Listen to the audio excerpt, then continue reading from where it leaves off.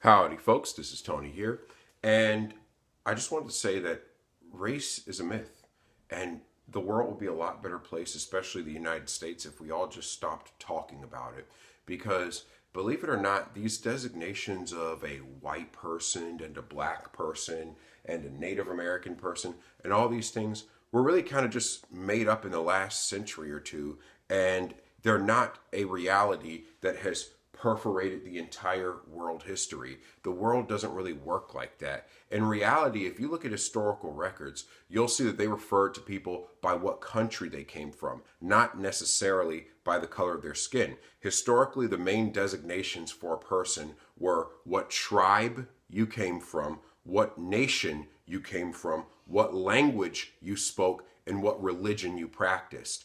If you look at those four designations throughout the majority of human history, that is how we have been classified. This whole idea of race is just something that's just completely made up. And if you actually analyze the history of it, you'll see that one racial group complaining about another racial group just totally misses the mark. Think about it this way: the Spaniards fought the French, the English fought the Irish. Just historically speaking, there wasn't a sense of, well, we all have thin noses and thin lips and pale skin, therefore we're all brothers, we're all one group. That is just a complete myth. And Americans that believe in the designation of white versus black people, you really need to educate yourself, because those kinds of things just were made up in the last couple of centuries to justify some bad left-wing American segregationist policies, but those really are not historical distinctions. An Irishman was an Irishman. An Englishman was an Englishman. It wasn't, oh, well, we're all part of the white race. That is just something that was completely made up. And then as so far as like African identity and African American is concerned, I grew up in DC around literal African Americans. I had Nigerian American classmates with hard to pronounce last names and dark as the night skin and Brillo pad textured hair, and they were not blending in, with the so-called African Americans of the environment. You see, to me, an African American is your parents are from Africa, but you were born in America, or you are an African immigrant. But what people call an African American is really just a made up term, because even if you look back in Africa, historically speaking, the tribes in Africa went to war with each other. In Nigeria, the Yoruba and the Igbo would have been at war with each other. You had the Ashanti tribe in Ghana that were selling other groups of Africans as slaves to the Europeans for the transatlantic slave trade. Different tribes in Africa went to war with each other. This whole idea of a unified black identity, of black brothers need to stick together, it's a fiction. It's a myth, because you could take any two so-called black Americans, if you were to trace their ancestry back to what part of West Africa their ancestors came from, those ancestors might have been killing each other. Those ancestors might have been part of a rival tribe, might have been part of rival tribes against each other. This idea of like black unity is a complete farce. It doesn't exist. And that's why organizations like Black Lives Matter don't have a leg to stand on. Because if you were to truly talk about, oh, this person's ancestors were oppressed. Okay, well, if you have this person who's of African descent, his ancestors might have been oppressed by that African tribe over there. And so does that mean that this black American person needs to go kill that black American person because their ancestors were at war? You see, it literally makes no sense to try to draw allegiances based on made up categories. Even if you look here in the Americas, the reason why the Aztec Empire failed was because the Aztec were not well liked by the other Nahua tribes around them, because the Aztec were frequently going to war with these other tribes around them and then taking the prisoners of war from that war and offering their hearts as part of a human sacrifice. Because of that, the other tribes were like, oh yeah, you suck, we're going to help the Spaniards. You see, when the Spaniards came, when Hernan Cortez came to Mexico, it wasn't a sense of, well, we're all Native American, we need to stand up against this white oppressor. No, those tribes said, okay, you know what?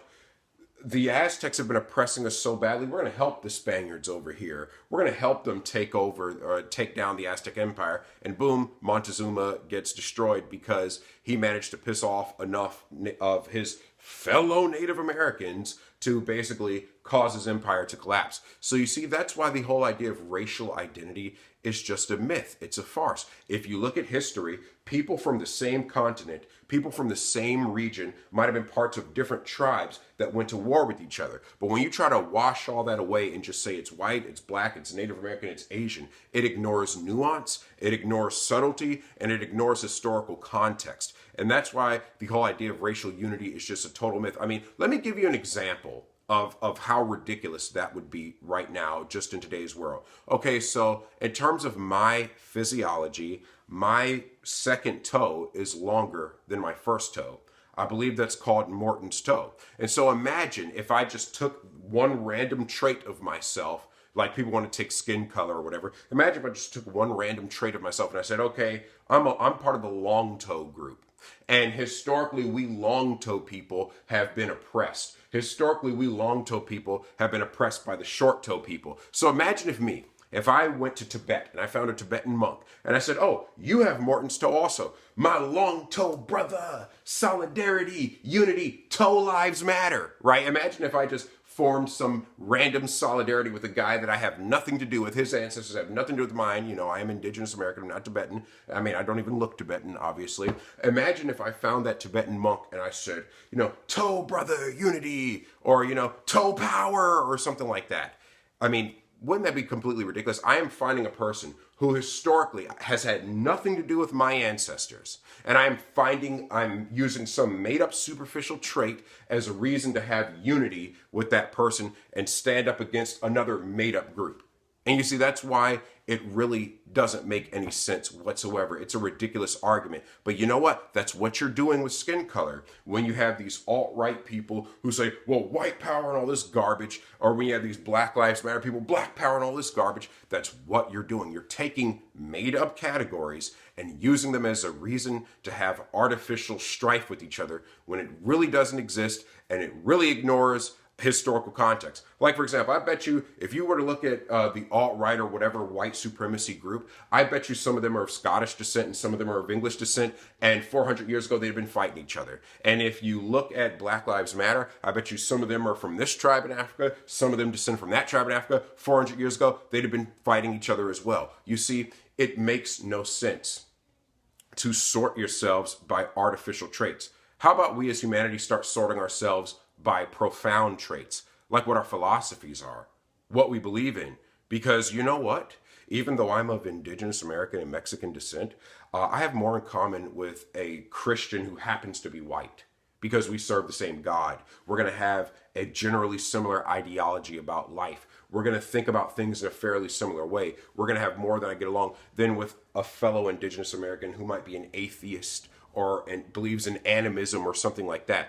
We need to start understanding that our categories are based upon our choices. I choose to believe in the Bible. I choose to have more, I guess you would call it, conservative values. And so because of how I make my choice, I should be in the category with people who have made the similar choice to me. But when you take some artificial trait, I don't care if it's skin color, hair texture, toe length, waist to hip ratio, whatever you want to do, whenever you take these artificial traits and you use them to force an allegiance where there naturally isn't one, that's how you get disunity. That's how you get these ambiguous definitions. And that's how you get the abomination of men in skirts being able to go to the ladies' room. Have a good day, everyone.